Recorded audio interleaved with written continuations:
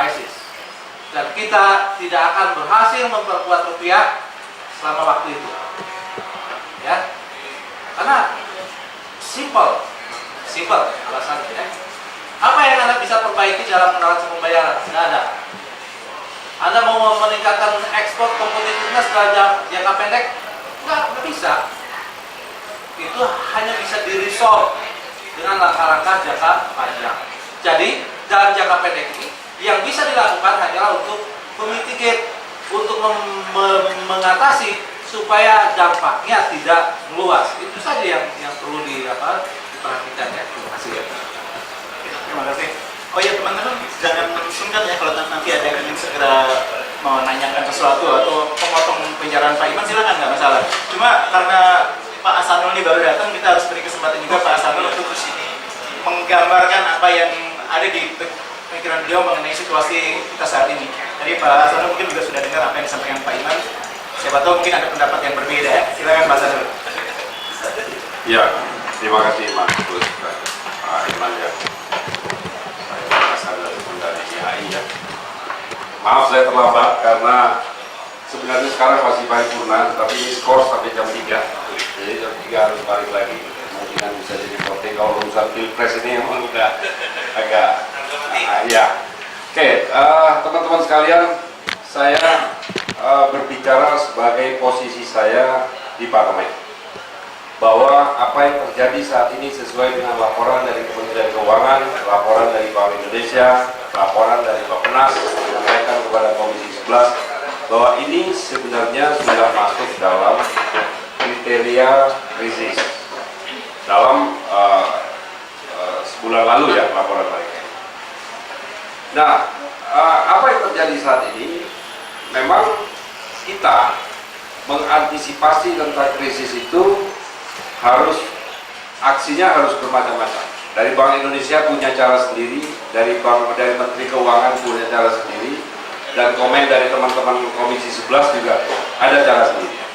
Saya ingin menggambarkan kepada kawan-kawan, waktu itu pertanyaan yang muncul dari saya adalah sebenarnya dari mana sih krisis ini masuk ke Indonesia? Krisis masuk ini kan kalau dari sisi cara logika kita berpikir, dan dia masuk dari dua vektor, dua jalur. Pertama adalah dari jalur perdagangan, yang kedua adalah jalur keuangan. Artinya dia masuk dari jalur transaksi perdagangan, dia masuk lewat jalur transaksi perdagangan keuangan. Nah, kemudian saya mencoba apabila dua hal ini yang menjadi jalur masuknya krisis ke Indonesia, saya mencoba ingin mendalami lagi.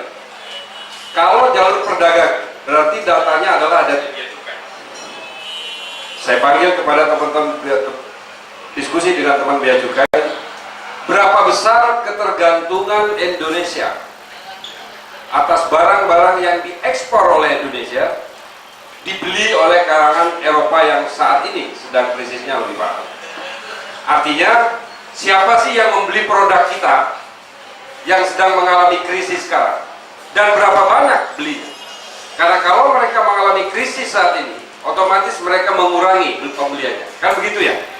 Saya coba telusuri di bea cukai. Berapa sih ekspor kita ke negara-negara Eropa, dari Portugal, Yunani, bahkan mungkin sebagian dari Amerika. Begitu kita lihat ke Eropa, ekspor kita ternyata sekitar tidak sampai 20%, 19, sekian persen. Ekspor kita ke sana. Ini berarti bahwa kalaupun mereka krisis tidak membeli barang kita nanti karena mereka krisis, berarti potensi kehilangan market kita itu sekitar 20%. Ini logika berpikir yang paling normal. Kalau toh mereka krisis kemudian tidak lagi membeli produk kita, berarti kita kehilangan market share sebesar 20%. Dan kita harus segera mencari gantinya. Bagaimana caranya? Faktor yang kedua adalah dari jalur transaksi keuangan. Kalau jalur transaksi keuangan ini yang paling mudah dideteksi adalah dari pasar modal. Saya ingin tahu berapa besar kira-kira investasi orang-orang Eropa dalam bentuk hot money ya. Kita bicara di pasar modal, bukan di sektor real ya Pak Iwan. Berapa besar orang-orang Eropa itu menempatkan modalnya di pasar modal kita? Karena kalau misalnya, yang paling gampang itu kan di pasar modal, kalau misalnya mereka krisis, otomatis mereka menarik semua modalnya di Indonesia. Artinya, ini yang berbahaya. Karena hari ini, besok, lusa, pasti kemudian terjadi yang hal-hal terburuk buat kita. Begitu kita lihat, ditanyakan berapa sih investor Eropa yang krisis sekarang ada di Indonesia, itu pun tidak lebih dari 25%. Kembali lagi, kalau toh misalnya mereka menarik semua uang yang ada di pasar modal kembali kepada negara mereka masing-masing, ini pun pengaruhnya besar juga, tapi tidak akan membuat kita bangkrut. Kita betul-betul ditopang oleh kekayaan alam. Terus terang, kenapa kita mudah melakukan recovery baik di krisis tahun 97 maupun krisis tahun 2008. Recovery kita terus terang kita berterima kasih kepada kekayaan alam kita yang luar biasa. Ujungnya adalah kalau kita terus mengandalkan mereka, rasio ekspor kita terhadap PDB akan sangat rendah. Saat ini rasio ekspor Indonesia terhadap PDB itu nggak sampai 20%. Artinya banyak barang ekspor bahan mentah yang kita kirim tanpa adanya nilai tambah ke negara lain. Kemudian begitu barang mentah kita kirim ke negara lain menjadi barang jadi, kita impor lagi ke Indonesia. Nah ini yang celaka. Artinya ada beberapa policy yang diharapkan oleh parlemen. Kami waktu itu mensyaratkan kepada pemerintah agar membuat suatu policy impor, policy ekspor yang betul-betul menunjang kepada hidupnya sektor ini. Terus terang, dari 4 kebijakan kemarin untuk mengatasi krisis, hanya satu yang langsung dampaknya, yaitu mengenai pajak BBM barang mewah. Policy peningkatan ekspor segala macam itu butuh waktu.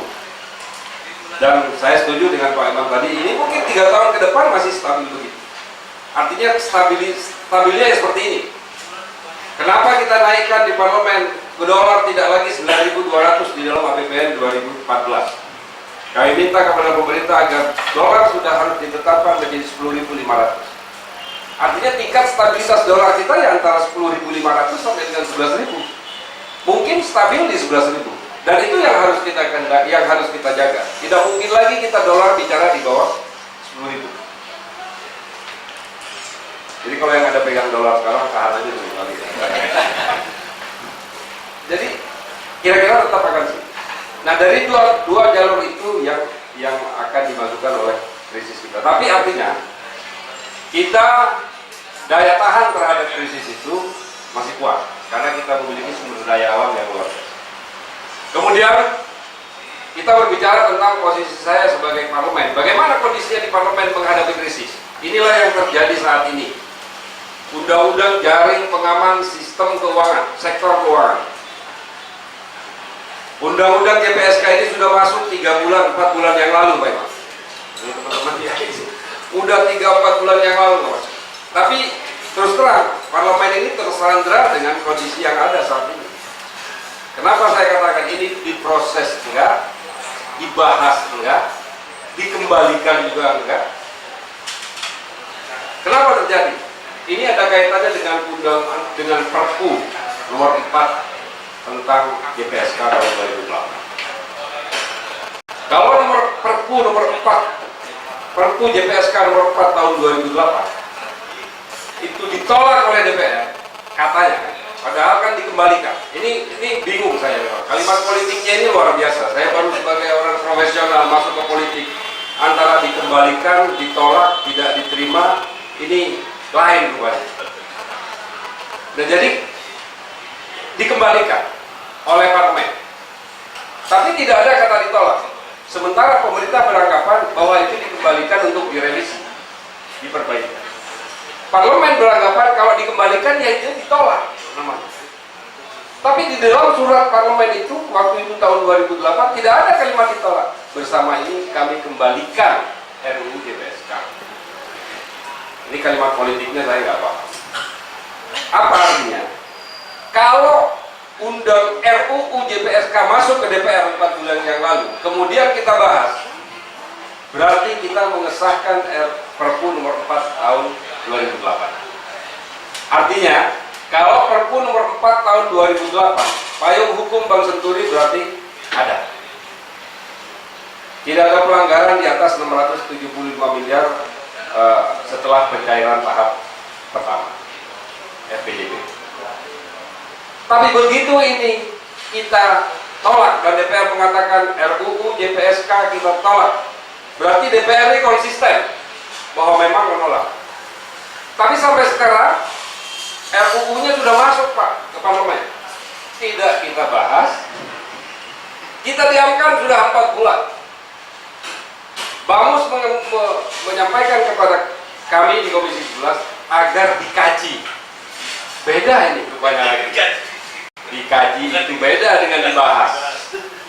Kalau dibahas berarti kita bikin pansus. Kalau dikaji ya kita cari tim pengkaji lah. Dari manapun suruh kaji, akademisi, dan sampai kapanpun itu nggak jelas kapan umurnya mengkaji. Sementara 4 bulan yang lalu kita betul-betul butuh payung itu.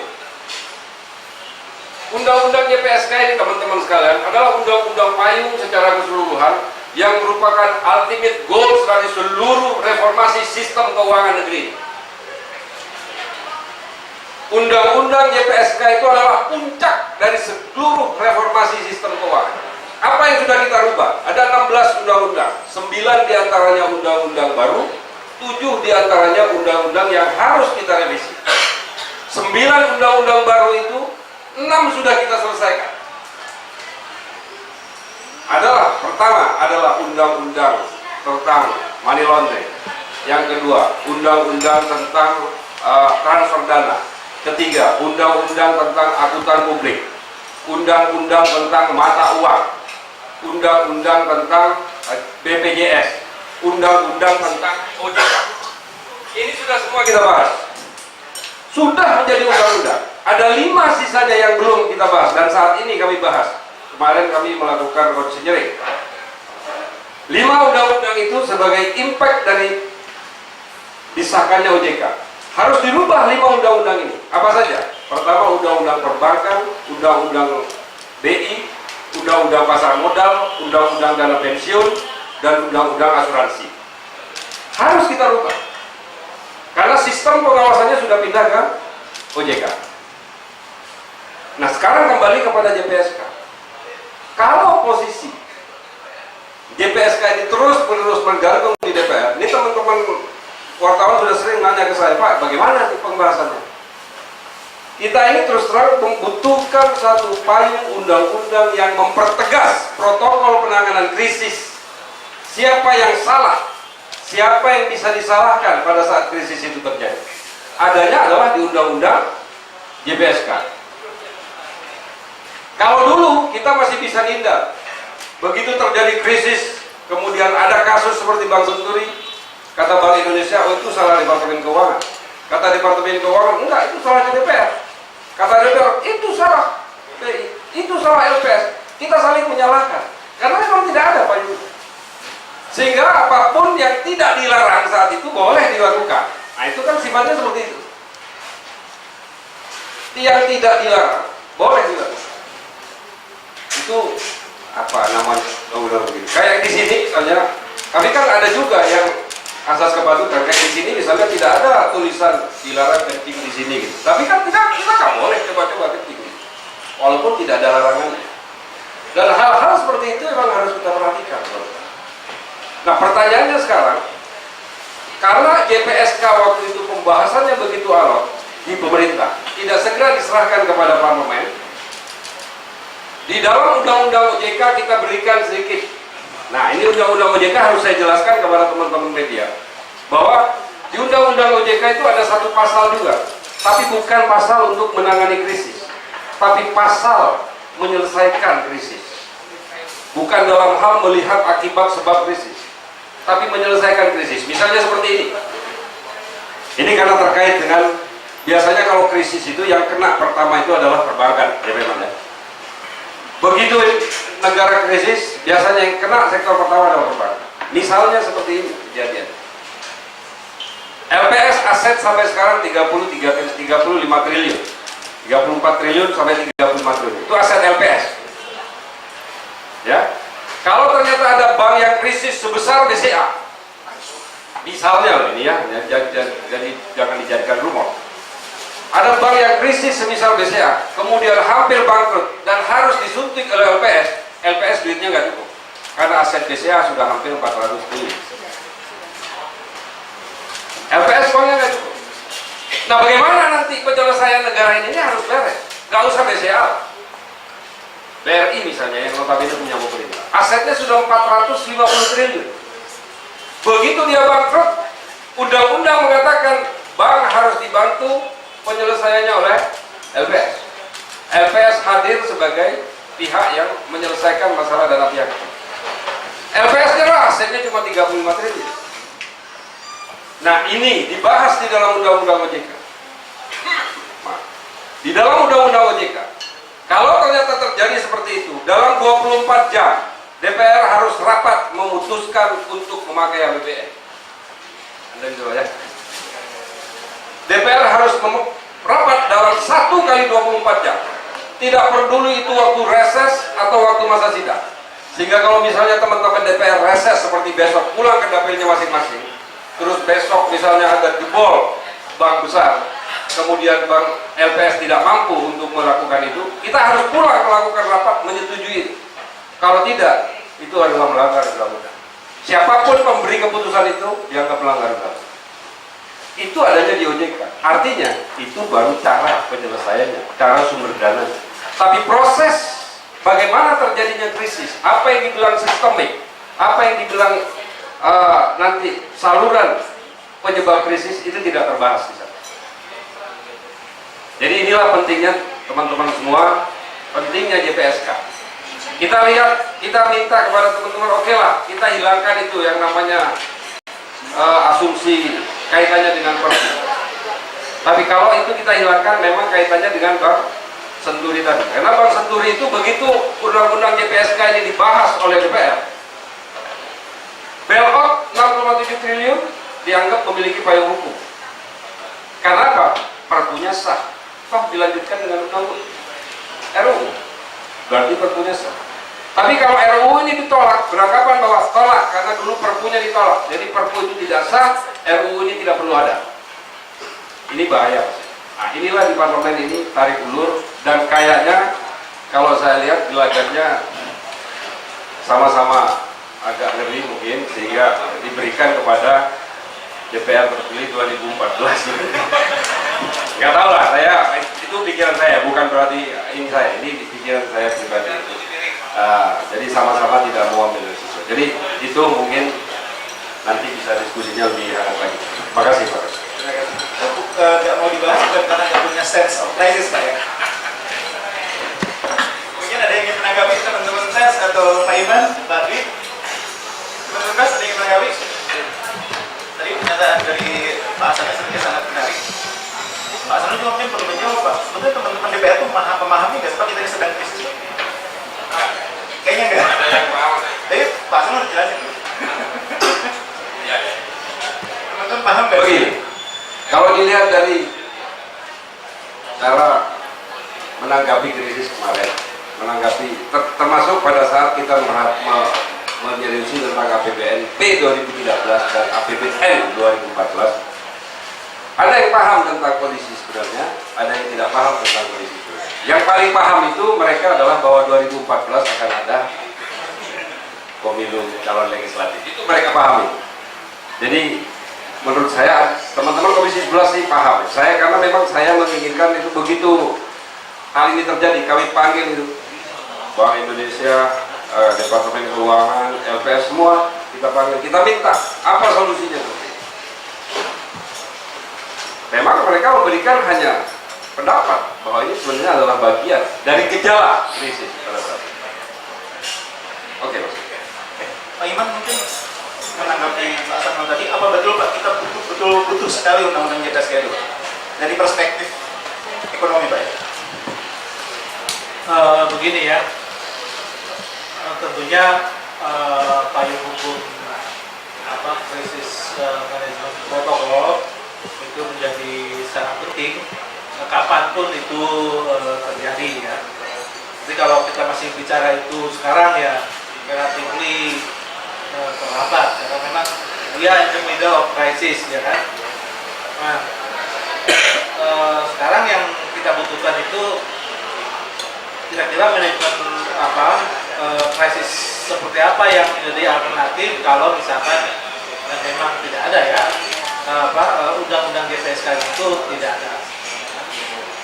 Artinya kita harus rely on existing mechanism ya di antara Bank Indonesia, Kementerian Keuangan, LPS dan lain-lain. Ya. Nah itu yang harus kita pikirkan. Bagaimana supaya kasus seperti Bank Senturi itu tidak kemudian menjadi bola politik yang panas.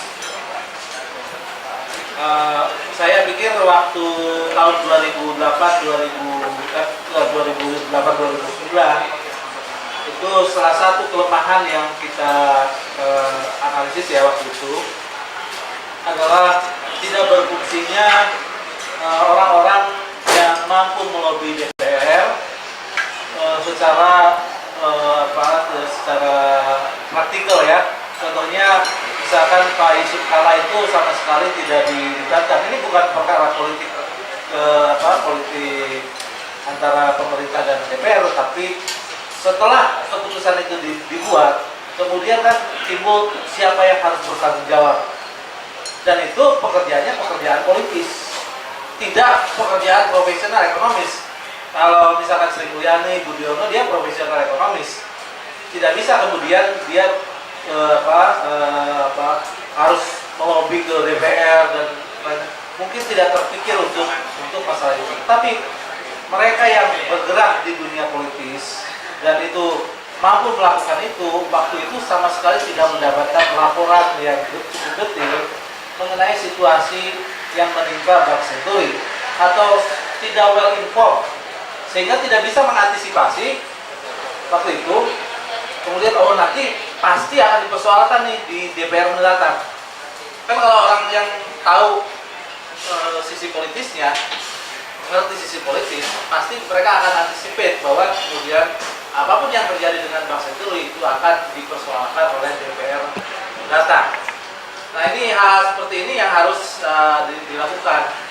Artinya sekarang pun kalau misalkan tiba-tiba harus melakukan langkah-langkah seperti itu, orang-orang seperti para politisi di Senayan itu harus kemudian diyakinkan oleh pemerintah, dan pemerintah harus punya orang-orang yang bisa meyakinkan itu. Karena sekarang kan yang namanya oposisi dengan pemerintah itu nggak jelas, Pak. Ya, ada kadang-kadang dalam kasus tertentu oposisi jadi pemerintah jadi oposisi kan gitu. Kita banyak yang lucu ya kan.